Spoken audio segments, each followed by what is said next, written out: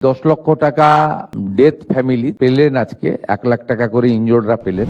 এর বাইরেও যারা ডেথ ভিকটিম, এই ফ্যামিলিগুলো আমাদের লেবার ডিপার্টমেন্টের যে সেস ফান্ড রয়েছে ওখান থেকে কি ধরনের সহযোগিতা করা যায়, অনারেবল সিএস আমাকে বললেন যে অপরচুনিটি আছে, আমরা কিছু করতে পারবো, এদের মাসে মাসে কিছু হেল্প করতে পারবো। এর বাইরেও যে সমস্ত ডেথ ফ্যামিলি রয়েছে তাদের বাচ্চারা যদি পড়াশোনার বিষয়ে কিছু সাহায্য চান, যেখানে গভর্নমেন্ট অ্যাকোমোডেশন আছে, এটাও আপনারা মাননীয় কমিশনারকে অথবা কলকাতা পুলিশের মাধ্যমে আমাদের জানাবেন, আমরা করব। আমরা আপনাদেরকে বলতে পারি যে আমাদের লেবার ডিপার্টমেন্টের একটা এই সংক্রান্ত শেষ ফান্ড রয়েছে 1%, যেটা আমরা করতে পারি। সেখানে কি কি এই 10 লক্ষ টাকা আপনার যারা ডেথ ফ্যামিলি তারা তো পেলেন, আজকে 1 লাখ টাকা করে ইনজোর্ডরা পেলেন। এর বাইরেও এই ফ্যামিলিগুলোকে যারা বিশেষ করে যারা ডেথ ভিকটিম, এই ফ্যামিলিগুলো আমাদের লেবার ডিপার্টমেন্টের যে শেষ ফান্ড রয়েছে ওখান থেকে কি ধরনের সহযোগিতা করা যায়, এটা আমি কমিশনার কাম অ্যাডমিনিস্ট্রেটর আমাদের কলকাতা কর্পোরেশন তাকে দায়িত্ব দিচ্ছি, আর মন্ত্রিসভার পক্ষ থেকে ইউডিএমএ মিনিস্টারকে এটা মনিটরিং করার জন্য দায়িত্ব দিচ্ছি।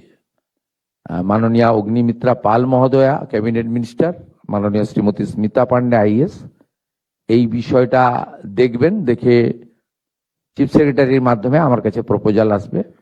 আমাদের লেবার সেক্রেটারি রচনা ভগত রয়েছেন, মন্ত্রী অর্জুন সিং রয়েছেন, তাদেরকেও প্রপারলি আমরা অ্যাডভাইস করে দেব।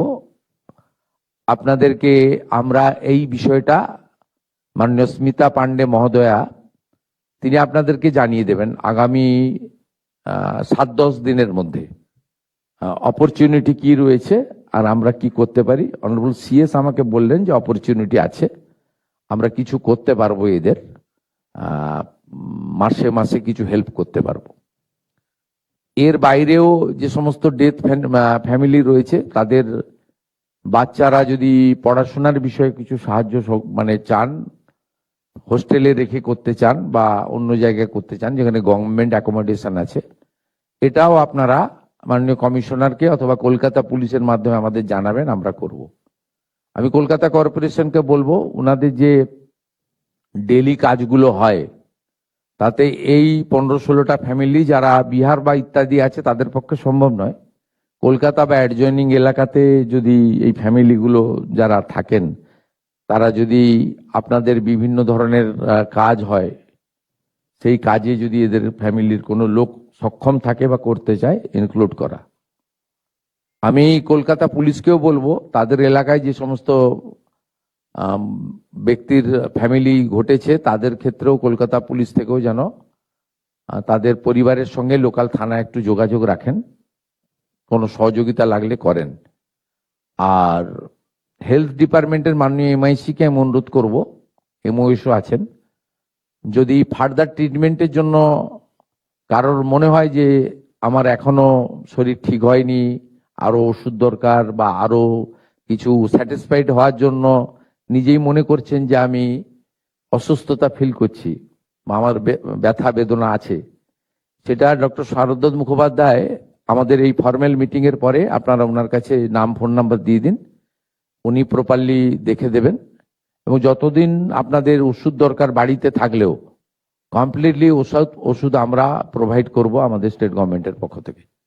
এই বিষয়গুলো আমি আপনাদের বললাম এবং আশা করি আপনারা ধীরে ধীরে আপনাদের শোক কাটিয়ে উঠবেন এবং নতুনভাবে আপনাদের পরিবারের বাকি যে লোকজন রয়েছে তাদের দিকে তাকিয়ে আপনারা আবার স্বাভাবিক জীবনে ফিরে আসবেন। আপনাদের সরকার আপনাদের পাশে। मैं सबको मेरा दिल से मेरा आभार प्रकट कर रहा हूं।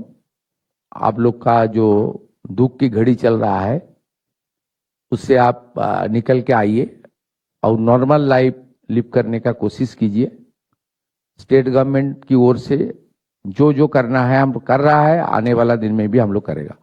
सब अच्छा रहिए, सही सलामत रहिए, भगवान का पास यही मेरा प्रार्थना है। डेथ फैमिली गुलोर मध्य यदि 10 पास থাকে, আপনার ম্যাট্রিক পাস, স্যার। থাকে সিবি ওনাদের ডিপি সিং সাহেব আছেন, ওনার কাছে আপনারা দিয়ে দেবেন। ওনাদের কিছু সিভিক ভ্যাকেন্সি আছে, ওখানে উনি চেষ্টা করবেন। ওনাদের ক্রাইটেরিয়া কম্প্রোমাইজ করতে পারবেন না, ম্যাট্রিক পাস হতে হবে, 10 পাস। যদি থাকে কারো দিয়ে দেবেন, আপনারা নাম ফোন নাম্বার দিয়ে দেবেন, ওনারা করেন। আরো ভালো ভালো খবর দেখতে সাবস্ক্রাইব করুন বাংলা হান্টের ইউটিউব চ্যানেল। বাংলা হান্টের আরো খবর দেখতে নজর রাখুন। বাংলা খবর মানেই বাংলা হান্ট।